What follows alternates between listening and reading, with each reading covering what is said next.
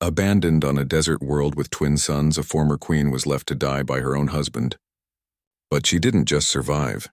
She forged an alliance with a human drifter and planned the downfall of an empire.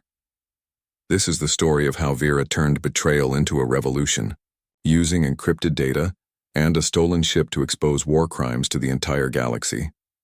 The twin suns of Xerax 9 burned through the thin atmosphere, pressing heat into the fractured ground.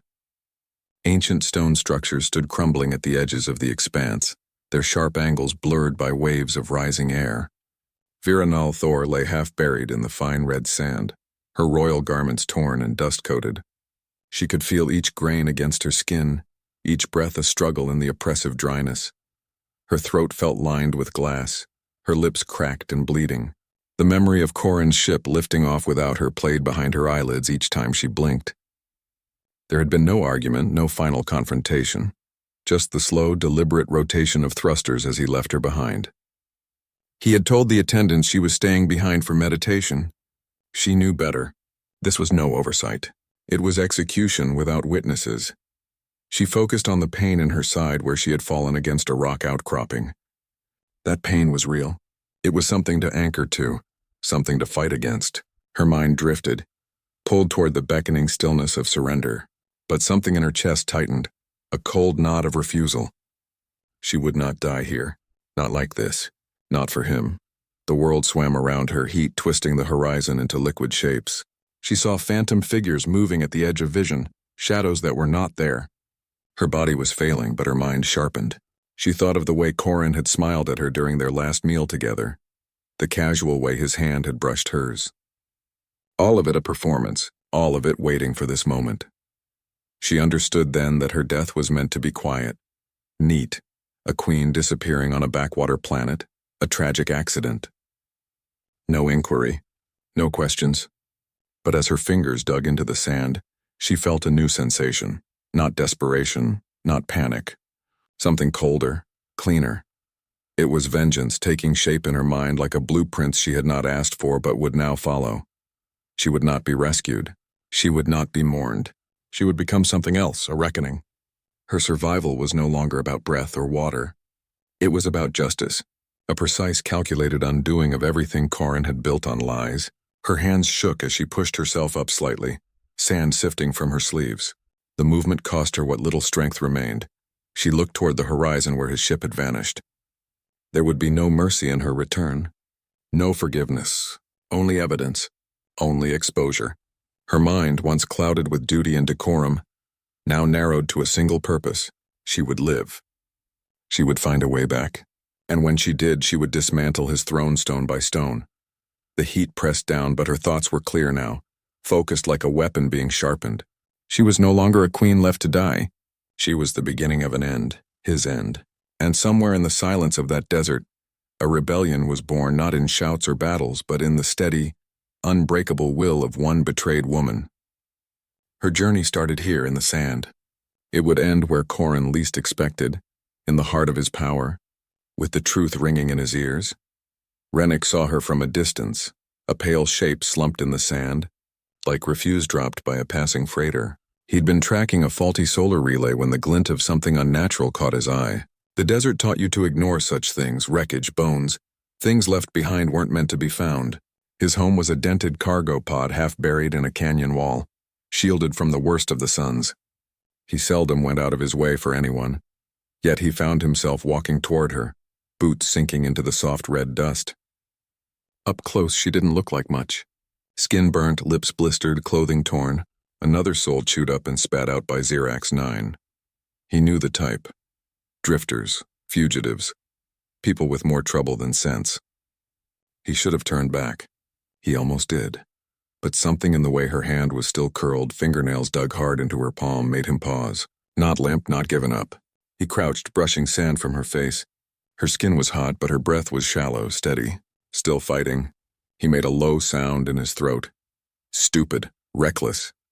He lifted her. She was lighter than he expected, all sharp angles and worn fabric. Her head lolled against his shoulder as he carried her back toward the pod. The walk felt longer with a body in his arms. The twin suns pressed down. His shadow stretched and shifted. Inside, the pod was cluttered but functional. Tools lay scattered on a workbench. A small generator hummed in the corner. He laid her on a cot he'd welded from scrap metal and began to work.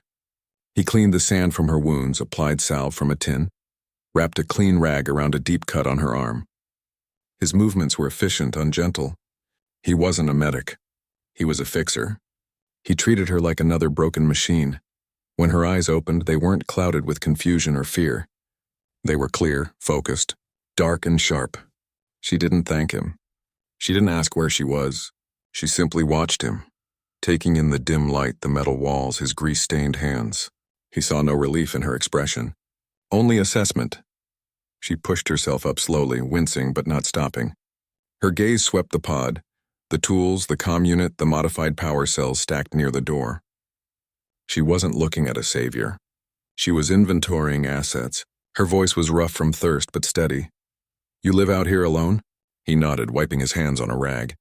"Usually." She studied him a moment longer, not judging, calculating. The desert had delivered her to him, a piece of luck she hadn't expected. But luck wasn't part of her plan. Alliances were. She said nothing more, but the silence between them shifted. It was no longer rescuer and victim. It was two people in a dusty metal box, each weighing what the other might be worth. The kindness was done. What came next wouldn't be kindness. It would be a deal. The first move in a game she had already decided to play. Vera watched Rennick in the low light of the pod. He moved with the efficiency of someone used to fixing things on his own. She saw how his hands handled tools, how his eyes scanned the room for potential problems before they happened. This wasn't just a scavenger. This was a survivor. Her survival had been temporary. His was a way of life. The longer she observed, the more she understood. He had skills, resourcefulness, a familiarity with tech and stealth that went beyond simple tinkering. He knew how to stay hidden, how to operate outside the reach of bigger systems, exactly what she needed. She waited until he turned toward her, wiping engine grease from his fingers with a stained cloth. His expression was guarded but not unkind, just cautious. She knew the moment had come. No more observation, only action. Her voice was low, but it cut through the hum of the generator. "I have a proposition for you." He paused, rag still in hand.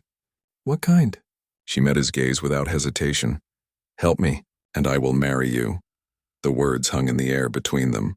No softness, no suggestion of affection. It was a statement of fact. A transaction laid bare. She saw the shift in his posture, the slight stiffening, the narrowing of his eyes. He understood this wasn't about romance. It was about legality, access, a union that would grant her certain protections and him certain advantages, at a price. He didn't laugh, didn't dismiss her. He studied her face, her posture, the unyielding certainty in her eyes. She wasn't asking. She was offering, a partnership with stakes higher than either of them had faced alone. Rennick let out a slow breath. He looked around the pod, the dented walls, the makeshift systems, the life he'd built in isolation. It was safe, predictable. This woman offered none of that. She offered danger, possible death, and something else, purpose, a reason to step out of the shadows. He thought of the way she'd looked when he found her, half dead but still fighting. The fire in her eyes now was the same. It wasn't desperation. It was resolve. A plan already in motion, waiting only for his agreement. He nodded once. All right. The word was simple, final. Everything in the room seemed to shift. The dynamic between them was no longer rescuer and saved. It was partners, allies bound by a dangerous agreement. There was no handshake, no celebration. Only the silent understanding that their paths were now entwined. He didn't ask what she planned. He didn't need to. Her eyes told him enough. This was about more than survival. It was about upheaval, and he had just agreed to be part of it. Vera didn't smile, but something in her posture eased. The first step was taken, the first alliance sealed, not in trust but in mutual recognition of use. She had a tool. He had a direction. Together, they would move forward into something neither could face alone. The generator hummed on. Outside, the wind picked up, scraping sand against the metal walls. Inside, two people looked at each other with new eyes. The deal was made. The risks accepted. Whatever came next, they would face it as one. Not out of love, but out of need. Ambition had brought them together. It would have to be enough. Vera traced the lines of rust on the pod's metal wall. Her voice was quiet but clear. My family built the Dominion archive system.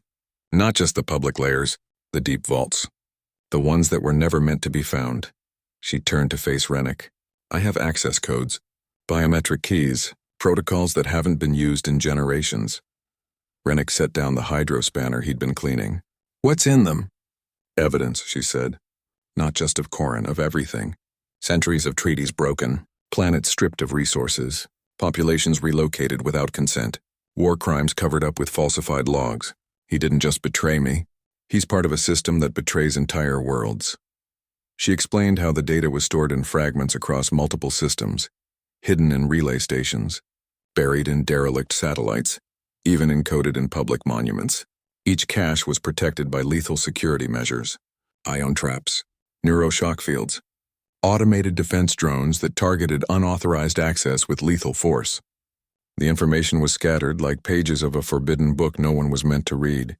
She listed examples without emotion. A terraformed moon where the atmosphere destabilized intentionally to force evacuation. An illegal war against the Calyx people, erased from official records. Shadow agreements with mercenary factions to suppress dissent. Corin's signature appeared again and again, authorizing actions that violated interstellar law. He thought I was just a figurehead, Vera said, a queen for ceremonies. But I studied. I listened. I learned where the bodies were buried. And the records. They aren't just data. They're witnesses. Rennick watched her closely. He understood the risk. Accessing any one of these caches could mean death. But if they succeeded, they wouldn't just have leverage. They would have truth. Raw, undeniable proof of corruption on a scale most citizens couldn't imagine. We can't fight the Dominion with ships or soldiers, Vera said. We fight with what they tried to hide. We show people what's been done in their name. We make it impossible to ignore. She described the locations. A data core on Vidian Prime hidden beneath the palace itself. A backup station orbiting a dead star. A relay on a silent moon where the air was too thin to carry sound.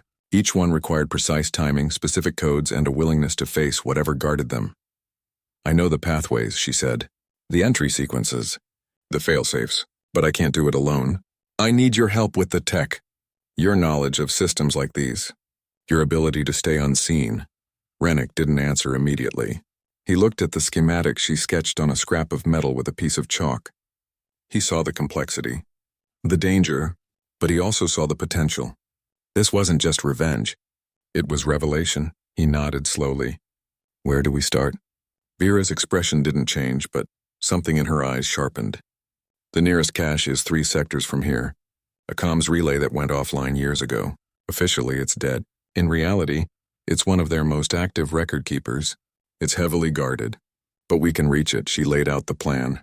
They would need to modify his pod for longer travel. They would need to avoid patrols. They would need to move quickly and quietly. The first cache would test their readiness. It would also prove whether the risk was worth it.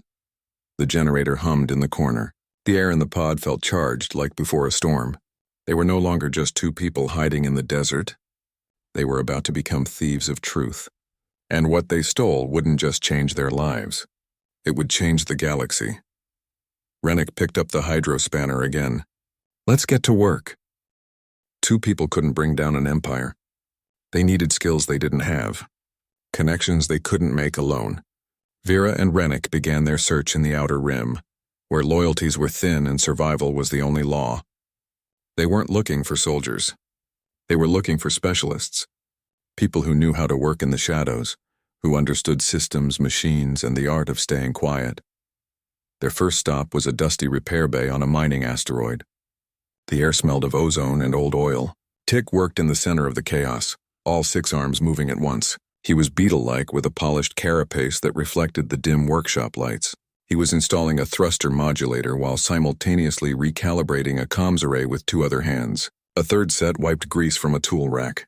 He saw them enter and didn't stop working. You're the ones asking about quiet runs, he said, his voice a low buzz. I don't do quiet. I do interesting. Vera explained nothing about vengeance or empires. She talked about access, about systems that needed bypassing, about tech that required a delicate touch and a disregard for rules. Tick listened, his antennae twitching. He liked the sound of disregard for rules. He agreed to come, but only if they let him bring his own tools. And his own snacks. The snacks were non-negotiable. Next, they found Jin Mororo in a rundown cantina near a derelict starport. She sat alone at a corner table, a half-empty glass in front of her. A faint scar cut through her left eyebrow and her right eye was cybernetic, glowing a soft blue. She'd been a star pilot once. A good one. Then she'd disobeyed a direct order to bomb a civilian settlement. Her career ended that day. Rennick approached her. He didn't offer money. He offered a ship. A chance to fly again. To fly for something that mattered. Jin looked at Vera, at the stillness in her posture, the intensity in her eyes. She'd seen that look before, in mirrors, in the faces of people who'd lost everything. She didn't ask what the mission was. She asked what kind of ship. When Rennick told her it was salvage, she almost smiled. Almost. What's the catch? She asked. The catch is we'll be hunted, Vera said. Everywhere. Jin finished her drink. I'm used to that. Others joined slowly, carefully. A signal interceptor named Liz who could crack encrypted channels with a homemade decoder. A former medic named Kale with steady hands and no questions. Each brought something necessary. Each carried a past they weren't eager to revisit. They were not an army. They were a collection of broken parts that somehow fit together. They gathered on Rennick's pod before moving to the ship. The space was cramped. Tick took up a whole corner with his tools and snack containers. Jin studied schematics on a small screen, her cybernetic eye flickering as she processed data. Lice tested comm frequencies in the background, a constant low hum of static and coded signals. There was no grand speech, no pledge of allegiance. They were there because they believed in the work, or because they had nowhere else to go, or because they wanted to see something break that deserved breaking. Their reasons were their own, but their goal was shared. They began to operate as a unit. Tick's mischievous energy balanced Jin's cool pragmatism. Lisa's quiet focus complemented Kyle's calm presence. They argued about routes, tactics, fuel consumption. They shared rations and watched each other's backs during supply runs. They became a kind of family, dysfunctional, defiant, and fiercely protective. The mission was no longer just about Vera's vengeance or Rennick's gamble. It was about all of them. About creating a system where betrayal wasn't standard practice, where power didn't require corruption. They were fighting for a universe where people like them wouldn't have to hide in dusty cantinas or repair bays, where truth had weight. Their small group became a symbol, not of rebellion but of refusal. They refused to accept the world as it was. And in that refusal, they found something stronger than loyalty. They found purpose. The dusty mule sat in a dry dock carved from an asteroid, its hull pitted and scarred from decades of rough landings and hard use. It was not a warship. It was a collection of welded plates and salvaged parts held together by hope and stubbornness. Now it had to become something else, a ghost, a thing that could move through Dominion space without being seen, without being remembered. They worked in shifts, each hour measured against the risk of discovery. Every new modification, every power surge, every test of the engines could draw patrols. Dominion sensors monitored the outer rim for unauthorized activity. A single anomaly could bring ships down on them before they were ready. The tension was constant, a low hum in the background of every task. Tick took the lead on the refit. All 6 arms moved in coordinated chaos, rewiring consoles, reinforcing hull seams, installing dampeners to reduce engine noise. He worked with a frenetic energy, often humming to himself as he connected power relays and recalibrated thrust vectors. He treated the ship like a complex puzzle, each piece needing to fit perfectly to achieve the desired effect. The dusty mule began to change under his care, shedding its ragged appearance for something leaner, quieter, more deliberate. Jin's expertise proved vital in planning their routes. She knew the forgotten paths through contested space, the debris fields, the gravitational eddies, the blind spots in patrol patterns. She spent hours over star charts, her cybernetic eye processing data faster than any ship's computer. She identified approaches that would keep them off official scans, ways to move like a shadow between the light of larger vessels. Her knowledge turned vague possibilities into concrete plans. The most dangerous upgrade was the integration of Zalfi technology. Vera had acquired the components through old contacts, devices that were illegal in most systems. They emitted a field that scrambled sensor returns, making the ship nearly invisible to standard scans. But the tech was unstable. It could overload without warning, frying internal systems or drawing attention with a massive energy spike. They installed it carefully with redundant cutoffs and manual overrides. It was a risk, but a necessary one. Slowly, the dusty mule transformed. Its engine signature diminished to a faint whisper. Its heat output dropped to near ambient levels.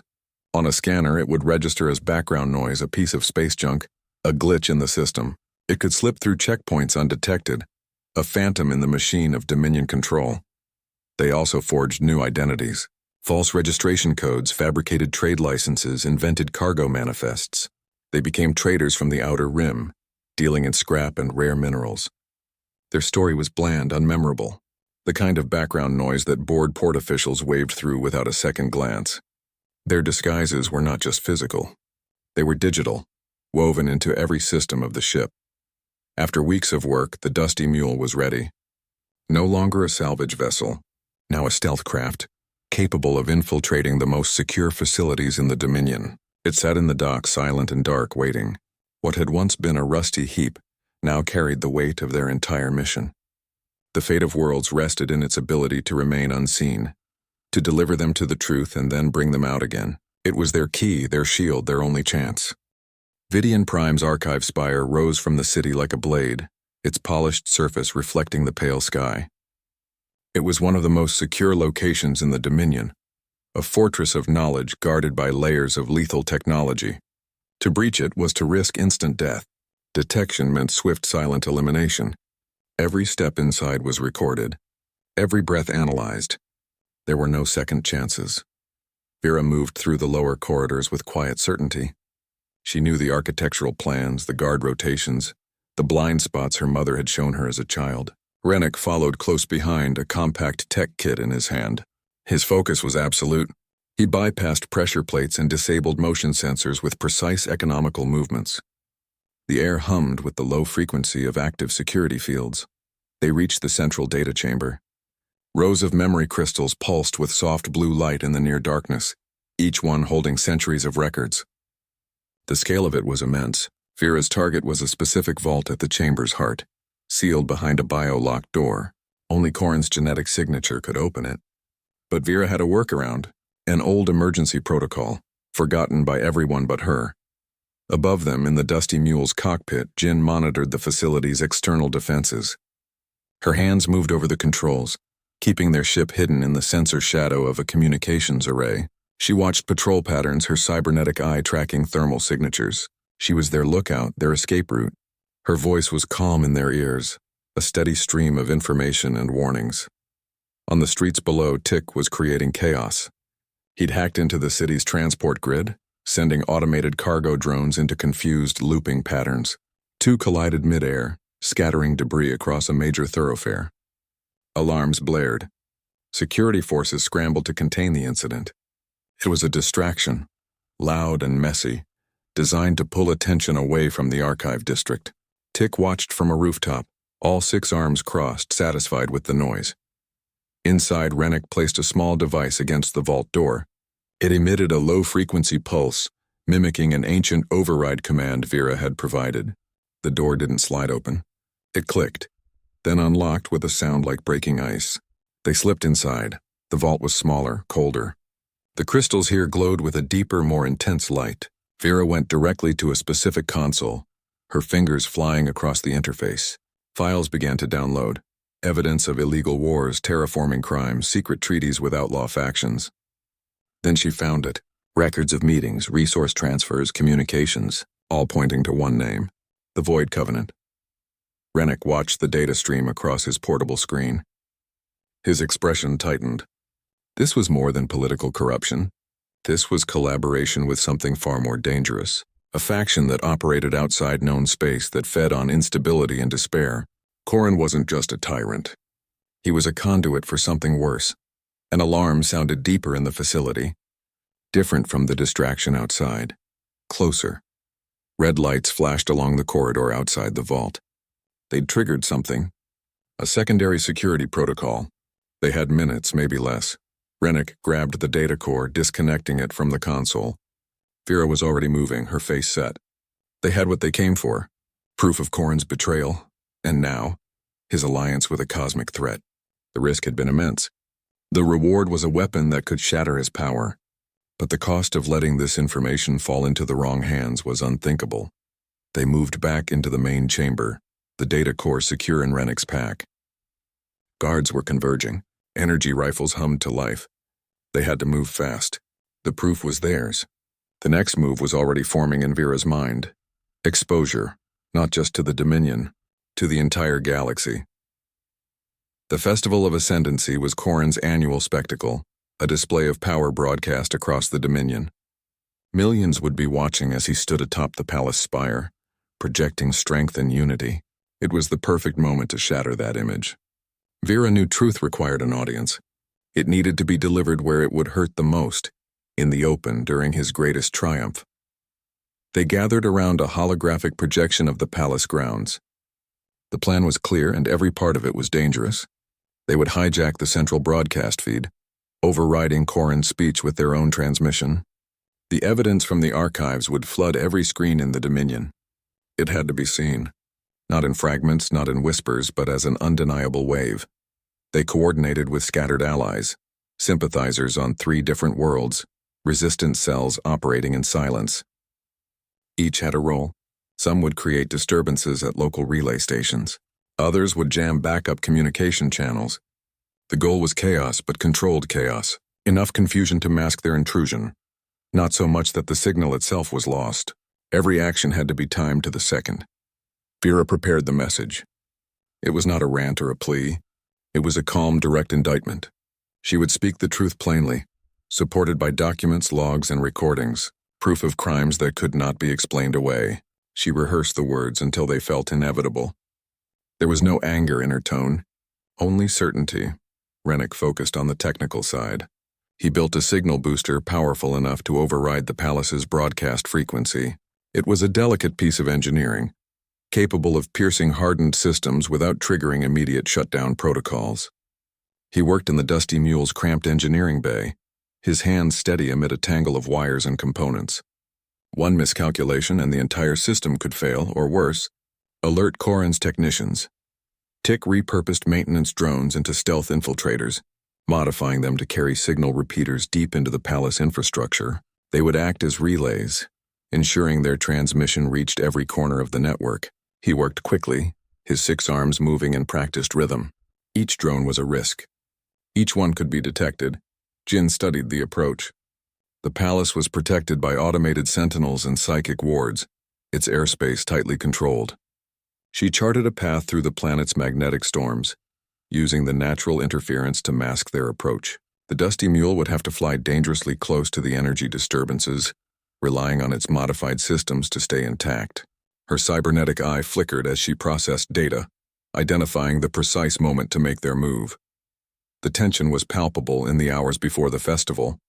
Every member of the crew knew their part. There was no room for error. A mistimed signal, a missed cue, a faulty calculation, any of it could mean capture or death. They moved through their final checks with quiet concentration. The stakes were too high for words. When the moment came, it would be a spectacle unlike any the Dominion had seen. Not of power, but of truth. Not of control, but of revelation. They would show the people what their leader truly was. And in that showing, they hoped to awaken something that had long been suppressed, the will to demand better. The broadcast was their weapon. The festival was their stage. And the truth was their only script. The Festival of Ascendancy unfolded on Vidian Prime with its usual spectacle. Grand holograms shimmered above the palace, depicting Corrin's likeness as a benevolent, unbreakable leader. The air buzzed with celebratory music and crowds lined the streets, their faces upturned to watch the broadcast screens. Corrin sat on his throne high above it all, surveying the adulation with a satisfied calm. He believed the narrative was his alone to control. Then the screens flickered, his image wavered, distorted, and was replaced by another. Vera stood before the camera, her expression clear and steady. The background was plain, deliberately unremarkable. Her voice, when it came, was calm but carried an edge that cut through the festive noise. "I am Vera Nal Thor, your former lady, presumed dead." Silence fell across the city. The music stopped. On his throne, Corrin went rigid, his fingers tightening on the arms of his chair. He had not expected this, not here. Not now, Vera continued, her words measured. I was abandoned on Xerax 9, left to die by the man you call your leader. She did not raise her voice. She did not need to. The truth, spoken plainly, was weapon enough. She began to list the crimes. Executions ordered without trial. Planets stripped of resources until they could no longer support life. Secret meetings with representatives of the Void Covenant, a faction known for its merciless expansion and disregard for life. As she spoke, the transmission split. On one side, her face. On the other, evidence began to appear. Official documents with Corrin's seal authorizing planetary blockades. Logs of communications with Void Covenant agents. Footage of settlements being evacuated by force. The data was raw, unedited, undeniable. It scrolled across every public screen in the Dominion. In the streets, the crowd's mood shifted. Confusion turned to murmurs. Murmurs turned to shouts. Fear and anger spread through them like a current. People who had moments before been celebrating now looked at each other with dawning horror. The foundation of their reality was cracking. Beyond Vidian Prime, the message spread further. Sympathetic hackers and resistance cells prepared for this moment, amplified the signal. It jumped from system to system, bypassing official channels. It reached mining colonies on the rim, trading posts in neutral space, even the quiet homes of those who had long suspected corruption but lacked proof. The truth was no longer hidden. It was everywhere. Corrin watched from his throne, his face a mask of cold fury. He could see the change in the crowd below. He could feel the control slipping from his grasp. His guards shifted uneasily around him. His reign, built on deception and carefully maintained illusions, was crumbling in real time. He tried to give orders to cut the feed, to regain control, but the systems were locked out. His own technology had been turned against him. Vera's final words were simple. This is not a rebellion. It is a revelation. The screen went dark. The silence that followed was heavier than any noise. The festival was over. The awakening had begun. Truth had been delivered not as a plea, but as a fact. And in that moment, Corrin's power, which had seemed absolute, was shown to be fragile. Built on lies, it could not survive the light. Corrin watched his reign unravel from the throne room, his face rigid with fury. The broadcast had done its work. The truth was spreading, and his control was slipping away. He saw the doubt in the eyes of his guards, the hesitation in their movements. They had witnessed the evidence, they knew. His response was not negotiation, not retreat. It was annihilation. He activated a long-dormant system, a final solution buried deep beneath the palace foundations. The Annihilator, a weapon designed to erase Vidian Prime from existence, leaving no trace of his failure or his crimes. If he could not rule, no one would. Deep underground, machinery of immense scale began to power up. The Annihilator was not a bomb. It was a reality destabilizer. It targeted the fundamental bonds of matter, promising not an explosion but an unraveling. A silent total erasure. The activation sequence initiated with a low, resonant hum that vibrated through the bedrock. Warning lights flashed in the control bunker, ignored. Countdown timers appeared on screens across the complex. The numbers began their steady, irreversible descent. On the surface, the first signs were subtle. A faint tremor underfoot, a distortion in the air like heat haze but colder. Then the ground shook with more force. Cracks appeared in the streets. People stopped their panicked arguments and looked around, confusion shifting to a deeper, primal fear. They felt the planet itself becoming unstable. Aboard the Dusty Mule, Jin's sensors screamed an alert. The energy signature was like nothing she had ever seen. It wasn't weapons fire. It was a fundamental frequency of dissolution. She relayed the data, her voice stripped of its usual calm. He's triggering a planetary destabilization. We have minutes, maybe less.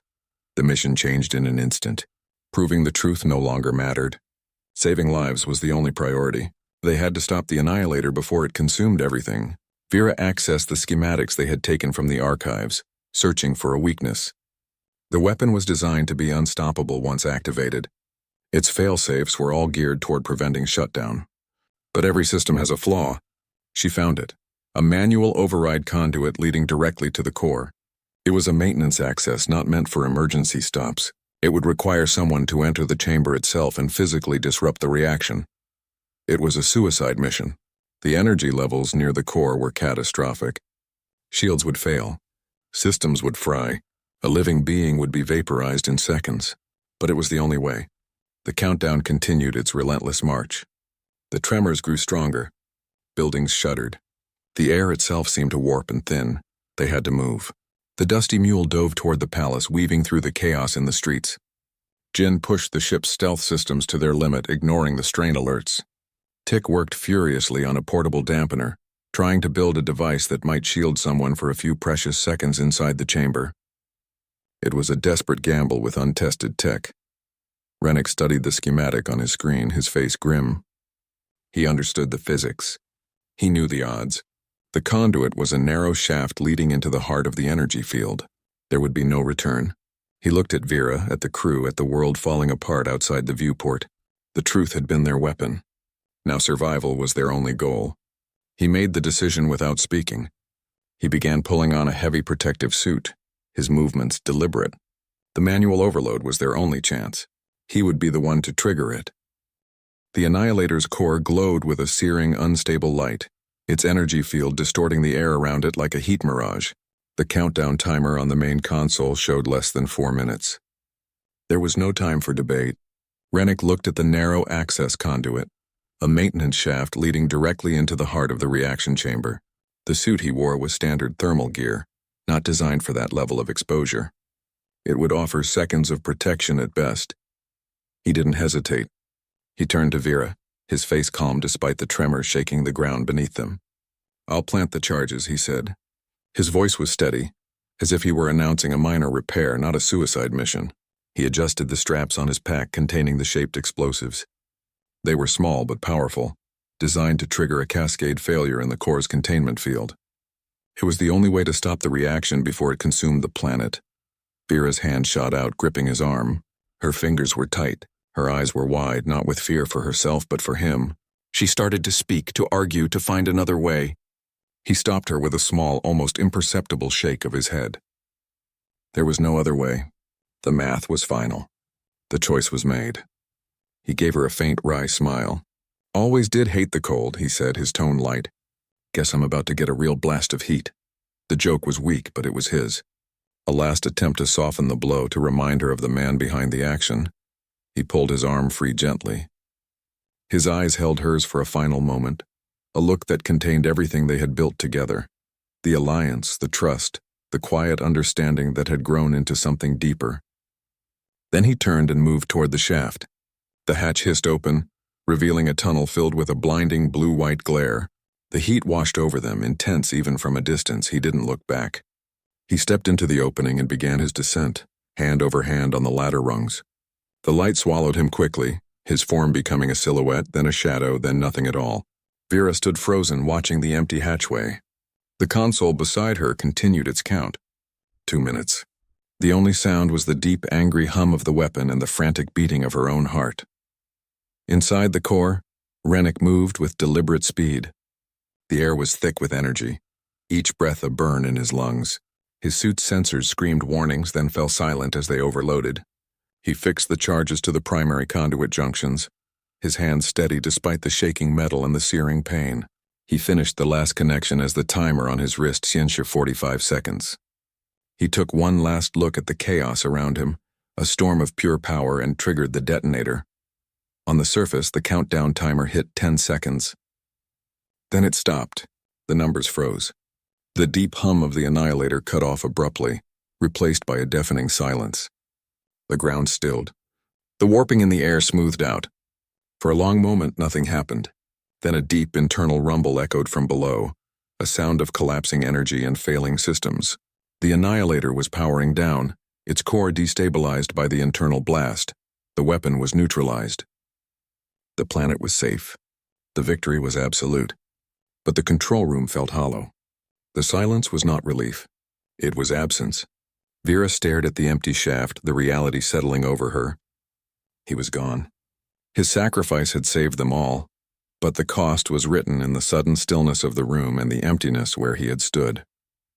His final act had been one of pure love and commitment, a choice that cemented their victory but left a void at its center. The fight was won, but the personal price was immeasurable. Dust settled slowly over the streets of Vidian Prime. The air, once filled with the sounds of festival and fear, now hung heavy with exhaustion and uncertainty. The Annihilator's silence was not a comfort. It was a void. In that quiet, people began to move, to assess the damage, to look at each other with questions they did not know how to ask. The foundations of their society had been shaken. The future was a blank page waiting to be written.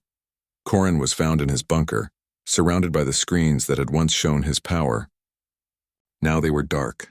His guards, the ones who had not fled, stood back, their loyalty fractured by the truth they had seen. They did not protect him. They watched as a group of citizens, their faces set with grim purpose, took him into custody. There was no ceremony, no grand arrest. He was led away quietly, his head bowed, his authority stripped from him like old paint. He was no longer a ruler. He was a prisoner, a man who would answer for his crimes. The political structure of the Dominion, once a rigid hierarchy with Corin at its peak, now hung in a fragile balance. There was no clear successor, no plan for what came next. Power did not vanish. It simply pooled in the streets, waiting for someone to claim it. The risk of chaos was real. The temptation for another strong leader to seize control was palpable. The moment was ripe for a new tyranny to rise from the ashes of the old. Vera watched it all from a quiet room high in the city. Her grief for Rennick was a sharp physical pain in her chest. It mixed with a deep, weary relief that the planet was saved. These two feelings did not cancel each other out. They merged into something new, a cold, clear sense of purpose. She had sought revenge. She had achieved it. But the victory felt hollow without him. It left her with a responsibility she had not expected. When the Provisional Council approached her, offering her the throne, she refused. The word was simple, final. She would not reclaim her former title. She would not be their queen. She saw the confusion on their faces, the expectation that she would simply step into the power vacuum. She explained her reasoning calmly. A single ruler, no matter how well-intentioned, was a risk. Power concentrated in one person was a recipe for corruption. It was a system that had failed them. Instead, she advocated for a new way. A republic, a government of collective leadership. She argued that the people, not a monarch, should shape their own future. Decisions should be made by councils, by representatives, by open debate. It was a fragile idea, an experiment. It required trust in the very citizens who had so recently been misled, but it was the only way to prevent another Corin. She worked with them to establish the framework. A temporary governing body was formed from a mix of technicians, scholars, and community leaders. Their first act was to formally charge Corin with crimes against multiple worlds. His trial would be public. His victims would be heard. Justice, not vengeance, would be the foundation of their new beginning. The resolution of the crisis was not a triumphant ending. It was a fragile moment of potential. The power to govern now rested with the people. It was a heavy responsibility. They would have to learn to wield it wisely, to resist the old temptations of control and fear. The path forward was uncertain, filled with the risk of failure and the hope of something better. For the first time in generations, the future of Vidian Prime was not predetermined. It was a choice, and the choosing had just begun. They stood in the shadow of the Dusty Mule, the ship that had carried them through danger and back. There was no arch of flowers, no rows of guests, no traditional music. The air smelled of cooled engine grease and distant rain. This was not the grand ceremony of a queen. It was something quieter, truer. They were here to honor the bargain that had started it all, but the reason had changed. It was no longer about strategy. It was about partnership. Tick stood before them, all 6 arms arranged in a semblance of solemnity. A smudge of oil darkened his carapace near one elbow joint. He held a data slate that flickered with nonsensical code. His voice buzzed with a mix of humor and real affection. "By the power vested in me by the Galactic Code of Random Stuff," he announced. "And also because nobody else would do it. We are here." He looked from Vera to Rennick, his antennae twitching.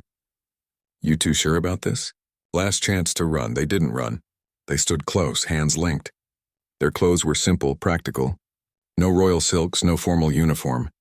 They looked like who they were, survivors. Rennick spoke his vows first.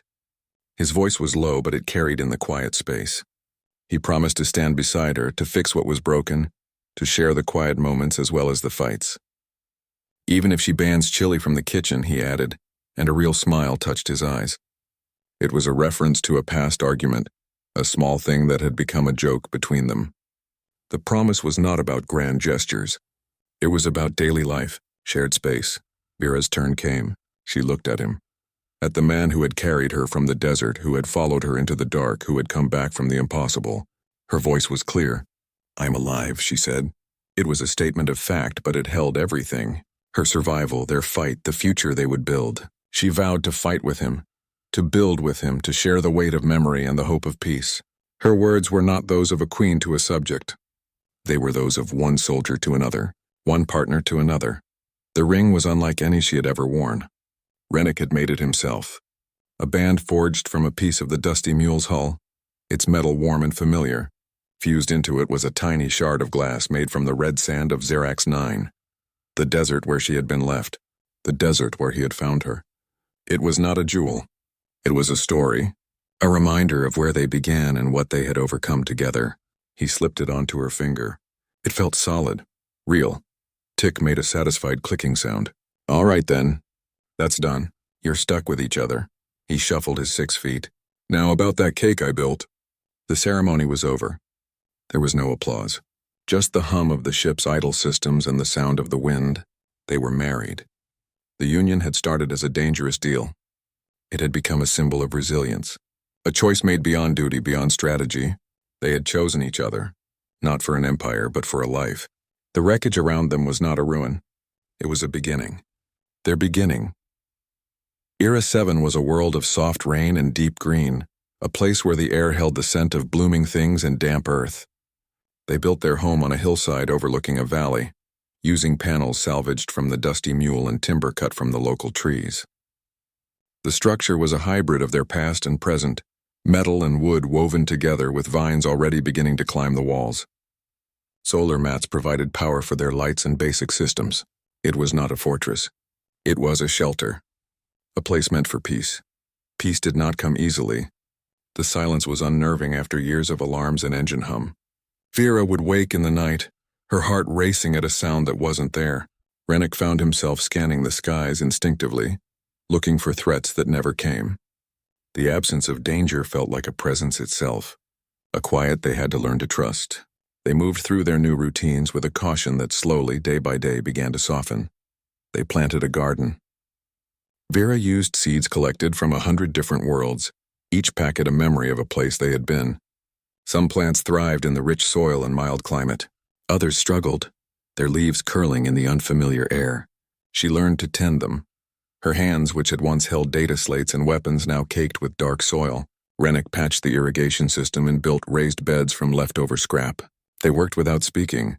The shared labor a new kind of language between them. The heart of the home became the kitchen. Rennick had rigged a generator that ran on the combustion of a particularly potent type of chili pepper they'd brought from a trading post. The mechanism was unpredictable, sometimes emitting a small, harmless burst of spicy smoke. It filled the room with a warm, sharp scent. They learned to cook simple meals together, often burning the coffee, laughing when the stove flared unexpectedly. It was a messy, imperfect center to their lives, and they loved it. Their days were filled with small, deliberate acts. Mending a leak in the roof, fishing in the nearby stream whose water glowed faintly at dusk, watching the 2 moons rise over the valley. These were the daily miracles that replaced galactic battles. The profound shift from saving worlds to saving seeds, their resilience forged in conflict, now expressed itself in the patience to wait for a crop to grow, or the quiet joy of a meal shared at a hand-built table. They found a deep, ordinary happiness in this rhythm. It was not the dramatic peace of victory, but the quieter satisfaction of a life built piece by piece.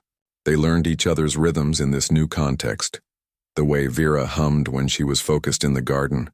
The way Rennick would tinker with a broken tool for hours, refusing to let it defeat him. Their past was not forgotten. It was integrated. The ring on Vera's finger, made from ship's hull and desert sand, was a constant, quiet reminder. It spoke of where they had been, but it belonged here in this new life. The fear of being found, of the outside world crashing in, never fully left them. But it grew quieter, a distant echo rather than a constant shout. They had chosen this, a life away from empires and politics, a life for themselves. The struggle had been extraordinary. The happiness was simple, and in that simplicity they found a strength they had not known they were missing. The future was no longer a battle to be won, but a day to be lived, together. The peace on Era 7 felt earned, but it was not permanent. Shadows began to gather at the edges of their quiet life, subtle at first, then impossible to ignore. The Void Covenant revealed itself not as a political faction, but as a force driven by a deeper, more terrible hunger. This was not a threat of corruption or ambition. It operated on a level beyond mere power. It fed on fear itself, on despair. It consumed realities. Vera started having dreams, vivid, piercing visions that left her breathless upon waking. In them she saw Corin, but he was not the broken man they had captured. He was something else. A malevolent force, his eyes voids of swirling darkness, his form draped in shadows that moved with purpose. He spoke without sound, offering threats that were not words but feelings, cold promises of unraveling. The dreams felt less like memories and more like warnings, intrusions. She learned of beings that dwelled in the spaces between stars, entities that existed outside known physics. They did not conquer worlds. They fed on them. They drew sustenance from terror and hopelessness, leaving behind hollowed shells where color and sound had been drained away. The Covenant was their instrument, a means to cultivate fear on a galactic scale. One evening, as the twin moons of Era 7 rose, the sky above their home tore open. It was not an explosion. It was a silent, horrifying rip in the fabric of reality. A rift of pure blackness deeper than any space appeared high above the valley. From it the Covenant descended. Their ships were not built of metal, but of shifting, smoke-like energy that warped the light around them. The air grew cold. The vibrant greens of their garden began to gray and wither. Animals fled in blind panic. The very world felt thin, vulnerable to being unmade. Their home, which had been a sanctuary, was now a target. The threat was no longer about reclaiming a throne or exposing lies. It was about extinction, the complete and total erasure of their world and countless others. The battle had fundamentally shifted. It was no longer a fight born from a desire for revenge. Vera looked at Rennick, at the home they had built with their own hands. She thought of the quiet mornings, the spicy scent of their kitchen, the simple act of watching things grow. This was what they were fighting for now, not to tear down an empire, but to protect a future, to shield innocence from a hunger that would consume all light and hope. Their purpose was rewritten in that moment. The personal had become universal. They would have to stand against a darkness that sought to devour reality itself. The tools they would need, the allies they would call upon, the very nature of the fight, all of it changed. They were no longer rebels. They were defenders. And the cost of failure was no longer a lost crown. It was a lost universe. They stood together on the bridge of the Dusty Mule as the Void Covenant's energy distortion field pressed against the ship's defenses. The darkness outside felt tangible, a cold force that sought to drain hope and sow chaos. But they did not break. They stood firm, four very different people bound by something stronger than fear. Vera began to sing. It was not a warrior's chant, but an old Zalfi song her grandmother had taught her as a child. A melody about light finding its way through cracks in the world. Rennick joined her, his voice low and steady beside hers. Tick added a buzzing harmony with all the sincerity his beetle-like form could muster. Jen did not sing, but her hands moved across the console, her cybernetic eye fixed on the patterns of the encroaching dark, her presence a silent anchor. Their combined voices, their shared focus, created a resonance the Covenant systems could not comprehend. The psychic pressure, which had been crushing, flickered. The void ships wavered, their forms destabilizing for a crucial moment. The alliance itself had become a weapon. They drew on more than just song. Vera shared fragments of her family's lore, ancient texts that spoke of entities between stars and the frequencies that could disrupt them. Rennick adapted this knowledge, modifying the mule's dampeners to emit a counter-frequency. Tick worked furiously in the engine room, his 6 arms a blur as he retooled systems on the fly, creating improvised shield projectors and EMP bursts from salvaged parts. The ship was no longer just a stealth vessel. It became a mobile workshop of defiance, every circuit and weld a testament to their refusal to yield. Jin piloted with an instinct born of 100 near-death experiences. She navigated the chaotic energy fields, finding pockets of stability, using the mule's agility to draw the larger Covenant ships into collisions with each other. Her cybernetic eye processed data at an impossible rate, anticipating attacks seconds before they came. She was their watchful protector, her calm a steadying force in the storm. Their stand did not go unnoticed. Across the rim, their signal went out, a simple, uncompressed broadcast of their defiance. It was picked up by miners on barren asteroids, by traders in hidden ports, by survivors on worlds already touched by the Covenant's hunger. They saw the small ship holding the line. They heard the song, and they answered. A battered freighter emerged from a dust cloud, its weapons old but functional. A swarm of single-pilot skiffs converged from a nearby moon. Their forces were mismatched, their technology a patchwork of different eras and designs, but they were united. This growing, ragged fleet became the heart of a new resistance. Their fiercest battles were no longer for personal vengeance or even for a single world. They fought for the miners, the traders, the families hiding in basements on planets whose names they didn't know. They fought for the right to a future without this consuming darkness. In the quiet moments between engagements, the true nature of their strength became clear. It was not in their weapons or their ship. It was in the way Rennick would bring Vera a cup of coffee exactly how she liked it after a long watch. It was in Tick's absurd six-armed attempts to bake a cake in the middle of a crisis. It was in Jin's dry, witty commentary over the comms. Love and friendship, these simple, powerful bonds, became their most effective shield against the cosmic horror that sought to feed on isolation and despair. They were not just fighting the void. They were proving that light, however small, could not be extinguished.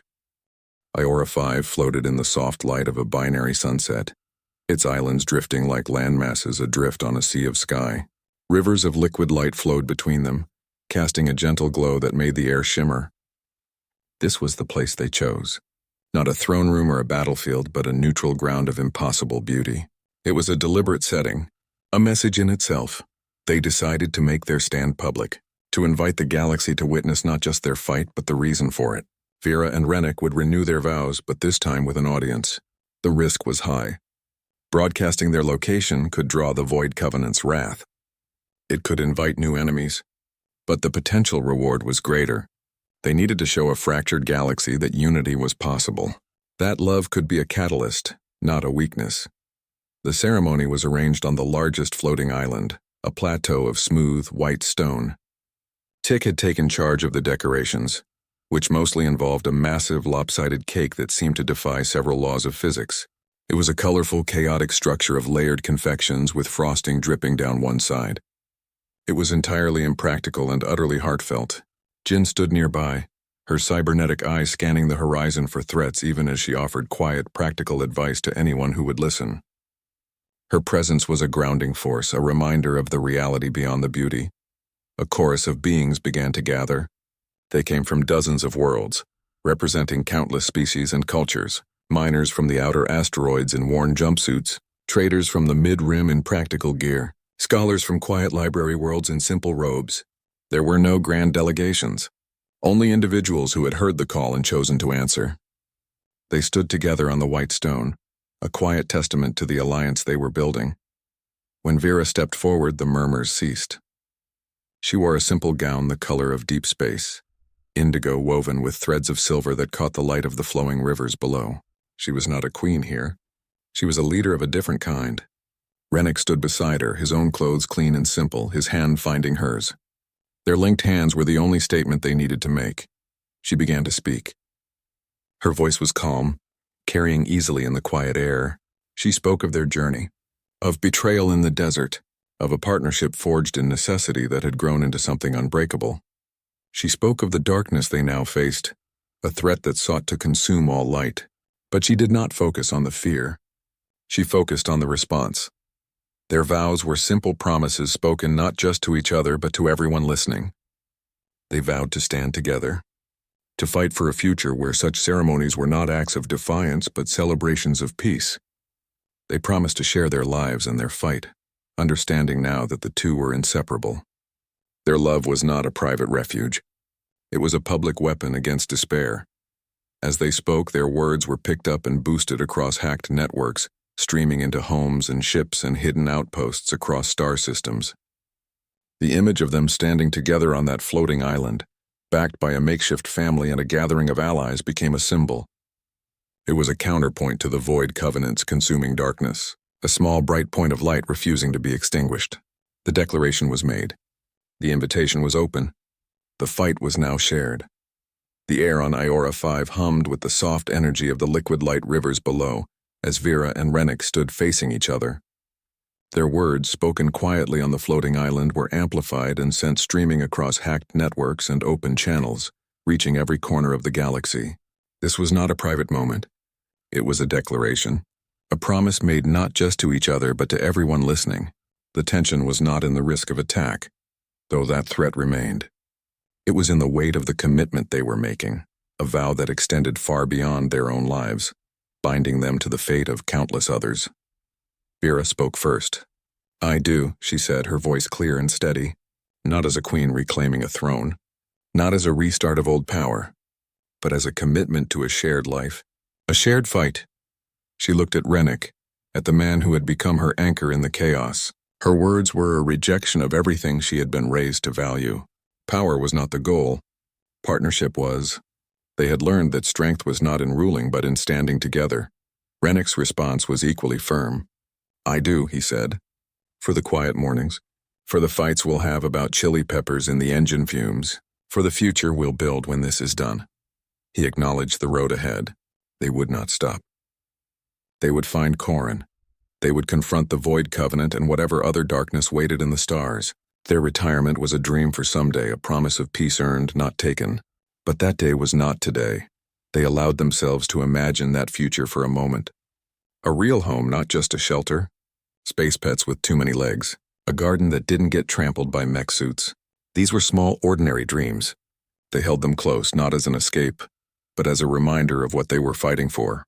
The simplicity of those images stood in stark contrast to the cosmic threat they faced, making their resolve even stronger.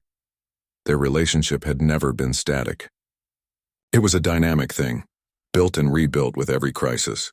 It was founded on a dangerous bargain, tested in deserts and archive raids, solidified in the heart of a dying weapon. It was maintained not by grand gestures but by daily honesty, by the ability to laugh when the chili-powered generator filled the kitchen with smoke again. This humor, this honesty was the bedrock. It was what would see them through whatever came next. They vowed to keep going, to see the fight through to its end, whatever that end might be. The love they declared was not a fragile thing. It was a resilient force, tempered in fire and darkness. It had already redeemed two broken people, giving them a purpose beyond vengeance. Now they believed it could be powerful enough to help redeem entire worlds. Their partnership was no longer just their own. It had become a symbol, a blueprint for a different way to exist. As their final words echoed across the transmissions, a shift occurred in the listening galaxy. It was subtle but real. On mining colonies and hidden bases, on ships running silent, people heard the promise. They saw the two figures on the floating island, backed by their chaotic family of allies. They saw a love that was also a weapon, a commitment that was also a call to arms. The fate of civilizations had once hinged on decrees and battles. Now it was being reshaped by a vow, a simple, powerful promise between two people who had chosen each other, and in doing so had chosen to fight for everyone. The dusty mule's engines hummed to life, lifting them from the soil of RF5.